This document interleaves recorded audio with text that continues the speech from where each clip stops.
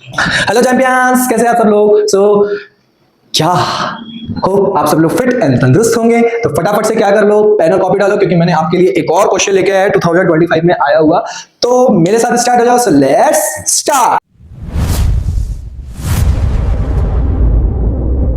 Okay, तो मजा आ रहा है ना आपको क्वेश्चन सॉल्व करने में? होप मजा आ रहा होगा। कमेंट किया करो बच्चों, अगर आपको कोई डाउट है तो आप कमेंट करिए, we will clear all your doubts. Okay, चलिए। तो जैसे कि यहाँ पे देखो, और में क्वेश्चन दिया हुआ है, ऑप्शनल दिया हुआ है, या तो आपको ये क्वेश्चन सॉल्व करना है या तो आपको वो क्वेश्चन सॉल्व करना है, दोनों में से कोई एक क्वेश्चन। तो हम देखते हैं, यहाँ पे कोशिश करेंगे दोनों क्वेश्चन सॉल्व करने की, आपके डाउट्स क्लियर करने की। तो टू बैटरीज ऑफ ईएमएफ, सबसे पहले हमको क्या करना है?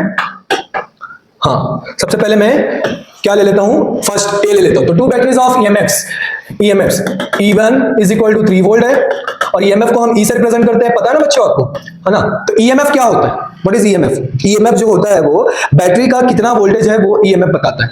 ठीक है, ठीक, बैटरी में कितना वोल्टेज है वो ईएमएफ बताता है। तो ईएमएफ इलेक्ट्रोमोटिव फोर्स होता है। ठीक है, इसका फुल फॉर्म होता है। अब इंटरनल रेजिस्टेंस भी दिया हुआ है, इंटरनल रेजिस्टेंस को किससे रिप्रेजेंट करते हैं? स्मॉल आर से। तो स्मॉल r1 इंटरनल रेजिस्टेंस मतलब 0.2 ओम, मतलब इस बैटरी का इतना होगा और इस बैटरी का 0.4 ओम गिवन है। आर कनेक्टेड इन पैरेलल, बता दिया आपको कैसे कनेक्ट करना है, पैरेलली कनेक्ट करना है इन दोनों बैटरीज को। This combination is connected to a 4 ohm register. अच्छा, एक 4 ओम रजिस्टर के साथ भी कनेक्टेड है। तो आर जो है वो बेसिकली कितना गिवन है? 4 ओम रजिस्टर गिवन है। अब आपको क्या क्या फाइंड आउट करना है? Equivalent EMF of the combination. चलिए, first equivalent EMF find out करना है बच्चों। तो इक्विवेलेंट ईएमएफ फाइंड आउट करने का फॉर्मूला क्या होता है पैरेलल कॉम्बिनेशन के लिए? तो आपका फॉर्मूला होता है E1 upon R1 plus E2 upon R2 divided by 1 upon R1 plus 1 upon R2। E equivalent का फॉर्मूला हमने लिख दिया बच्चों। अब जो वैल्यूज है इसमें क्या करिए आप, पुट कर दीजिए इसका। अच्छा, इसको शॉर्ट फॉर्म में अगर हमको फॉर्मूला याद करना है कि सर इतना लंबा कैसे याद रहेगा, तो आप क्या कर सकते हो, इसका आप क्या कर लो, एलसीएम निकाल लो। तो एलसीएम निकाल लो, कितना आ जाएगा? R1 plus R2 divided by R1 into R2। और वैसे यहाँ पे भी ऊपर के एलसीएम निकालेंगे तो E1 के साथ आ जाएगा R2 और E2 के साथ क्या आ जाएगा? R1 divided by R1 into R2। तो आप क्या कर सकते हो, इसको R1 R2 will be cancel out, so you will get what? E1 R2 plus E2 R1 divided by R1 plus R2। तो ये आपको सॉल्व करने के लिए इजी हो जाएगा। ठीक है, आपकी चॉइस है, आपको कैसे याद रखना है। आप ऐसे याद रखो, ऐसे याद रखना है, ऐसे याद रखो। तो ये 2 के लिए था तो इसीलिए आप इजीली कर सकते हो। 3 के लिए आप कैसे याद रखोगे, वो तो आपके लिए कॉम्प्लेक्स हो जाएगा, इसीलिए आप ऐसे याद रखो। अगर आपको 3 ईएमएफ होंगे तो E1 upon R1 plus E2 upon R2 plus E3 upon R3 upon 1 upon R1 plus 1 upon R2 plus 1 upon R3, खत्म।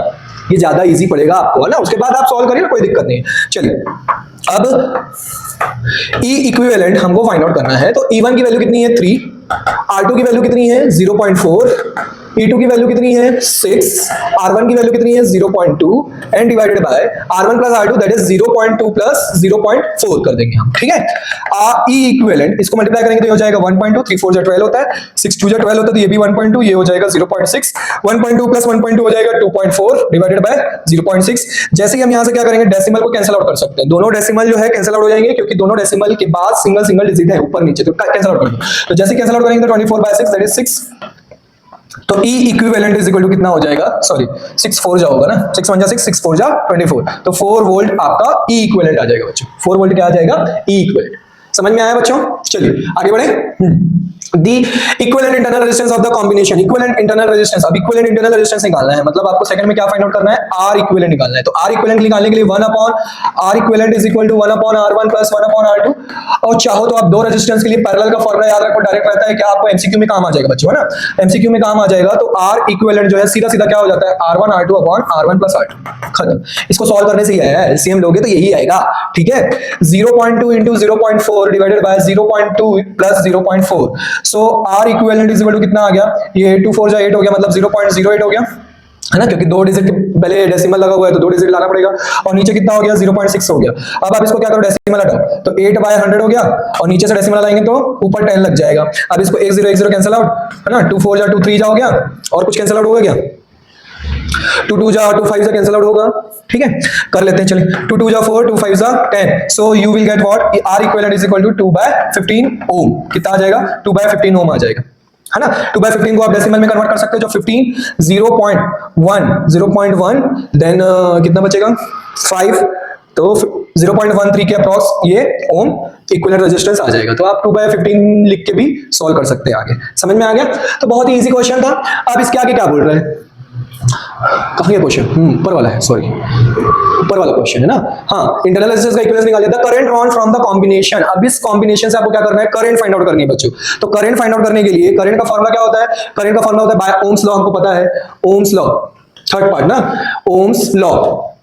ओम्स लॉ क्या बोलते हैं भाई कि V is equal to IR, मतलब I जो है हमको इक्विवेलेंट निकालने, मतलब पूरे उस अरेंजमेंट से करंट कितनी फ्लो हो रही है वो फाइंड आउट करना है। तो उसके लिए हमको क्या पता होना चाहिए, E इक्विवेलेंट पता होना चाहिए। V की जगह पे मैं E लिख सकता हूँ, E equivalent divided by R equivalent, मतलब R टोटल है ना, R टोटल या R इक्विवेलेंट, यहाँ पे R टोटल ले लेता हूँ। तो R टोटल इसलिए लिख रहा हूँ क्योंकि I इक्विवेलेंट जो है, E इक्विवेलेंट तो चलो ठीक है, E इक्विवेलेंट कितना आ गया आपका 4 आ गया है ना, कोई और दूसरे बैटरी का वोल्टेज नहीं है क्वेश्चन में, पर यहाँ पे आपको बोला है कि एक एक्सटर्नल रेजिस्टेंस भी कनेक्टेड है, एक एक्सटर्नल क्या है, रेजिस्टेंस भी कनेक्टेड है, इसलिए मैंने R टोटल लिखा था वहां पे। तो इन दोनों का तो इक्विवेलेंट हमको मिल गया, इन दोनों का इक्विवेलेंट कितना है, कितना आया था 2/15। तो यहाँ पे R टोटल के लिए मैं क्या लिखूंगा, R इक्विवेलेंट प्लस R जो एक्सटर्नल रेजिस्टेंस है, ठीक है। तो यहाँ पे R इक्विवेलेंट कितना आया था 2/15 प्लस R की वैल्यू कितनी दी हुई है, R की वैल्यू 4 ओम दी हुई है, कितनी दी हुई है 4 ओम, तो यहाँ पे मैं 4 ओम लिख दूंगा, ठीक है। अब E इक्विवेलेंट निकालना इजी हो गया, तो 4 बाय, अब एलसीएम लोगे तो एलसीएम ऊपर जाके 15 मल्टीप्लाई हो जाएगा है ना एलसीएम के बाद, और नीचे क्या हो जाएगा, नीचे मैं डायरेक्ट लिख रहा हूँ 2 प्लस 15 4 जा कितना हो जाएगा 60, तो ऊपर कितना हो गया 15 4 जा 60 और नीचे कितना हो गया 62, I इक्विवेलेंट की वैल्यू आ गई। जब आप इसको सॉल्व करेंगे तो कितना आ जाएगा 0 पॉइंट, ये 30 हो गया, ये 31 हो गया, तो 30 बाय 31 से जब डिवाइड करेंगे तो 0 पॉइंट कितना आ जाएगा, 0 पॉइंट कितना आएगा 0.9 समथिंग आएगा ना डियर, है ना 0.9 एम्पियर के अप्रॉक्स आपका क्या आ जाएगा, करंट फ्लो हो रही है। तो पूरे सर्किट में कितनी करंट फ्लो हो रही है, 0.9 के अप्रॉक्स करंट फ्लो हो रही है। तो फटाक से पहले इसका स्क्रीनशॉट ले लीजिए। तो सेकंड पार्ट हम देखते हैं, ऑप्शनल वाला क्वेश्चन, स्क्रीनशॉट ले लो। जब तक मैं देखता हूं, वीडियो जो है उसकी लेंथ ज्यादा नहीं होनी चाहिए बच्चों, ठीक है। चलो हम कर सकते हैं, आज की क्लास में कर सकते हैं, फटाक से करिए। 1 2 3 स्क्रीनशॉट ले लिया आपने, चलिए। तो आपका क्वेश्चन क्या कहता है, और वाला बी वाला, A conductor of length L is connected across an ideal cell of EMF।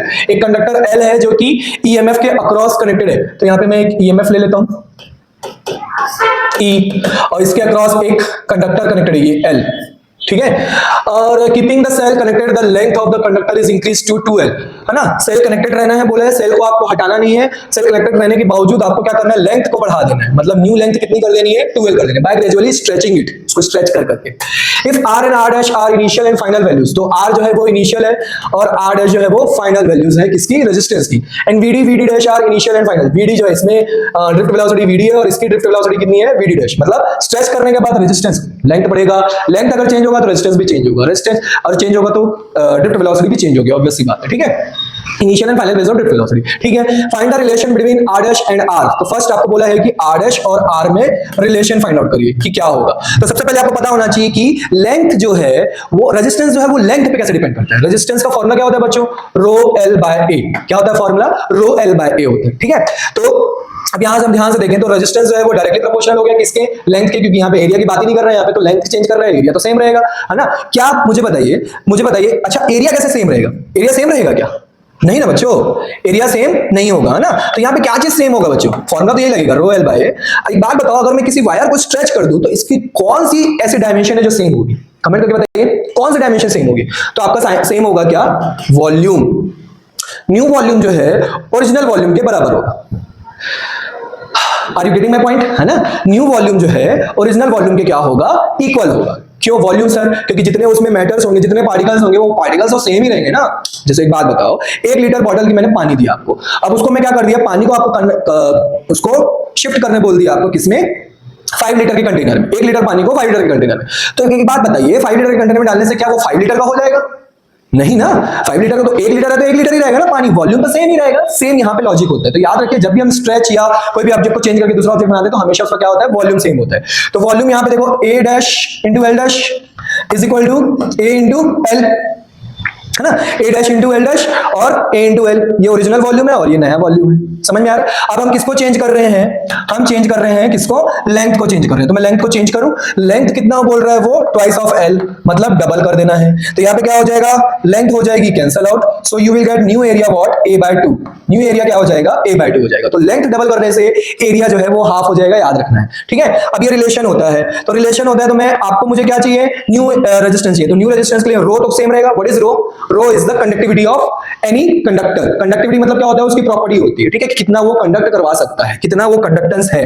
तो रो इंटू एल की वैल्यू, देखो एल की वैल्यू मुझे क्या करनी है, एल मतलब एल डैश और ए मतलब क्या है, ए डैश लिखना पड़ेगा, है ना। तो मुझे R dash is equal to rho, L dash की वैल्यू कितनी है, twice of L, A dash की वैल्यू क्या मिली मुझे, ए बाय 2, है ना। ये 2 ऊपर जाके मल्टीप्लाई हो जाएगा, तो so you will get what, R dash is equal to 2 2 जा कितना हो जाएगा 4, रो एल बाय ए वापस मिल जाएगा, जो कि किसके बराबर है, आर के बराबर है। तो 4r मतलब अगर आप किसी वायर की लेंथ को स्ट्रेच करके इंक्रीज करते हैं तो उसका एरिया तो हाफ हो जाएगा और रेजिस्टेंस जो है वो 4 टाइम्स हो जाएगा, रेजिस्टेंस 4 टाइम्स हो जाएगा बच्चों, ठीक है, याद रहेगा, इजी था।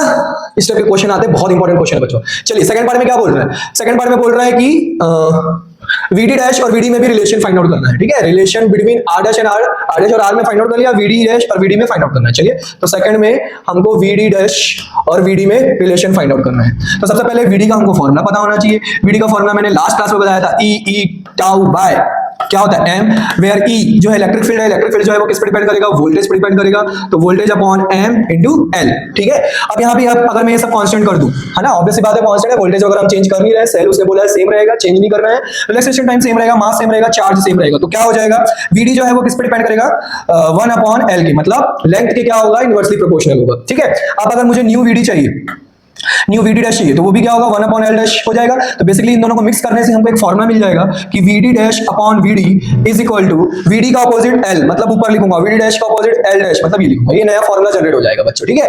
अब वो बोल रहे हैं कि लेंथ को क्या करना है, हमको ट्वाइस कर देना है, तो मतलब L dash is equal to क्या कर देना है, 2L कर देना है। So what you will get, L will be cancel out, so VD dash is equal to VD by 2, मतलब आपकी ड्रिफ्ट वेलोसिटी जो है वो क्या हो जाएगी, हाफ हो जाएगी। शायद ये पिछले क्लास में हमने ऐसा क्वेश्चन सॉल्व भी किया था, ठीक है।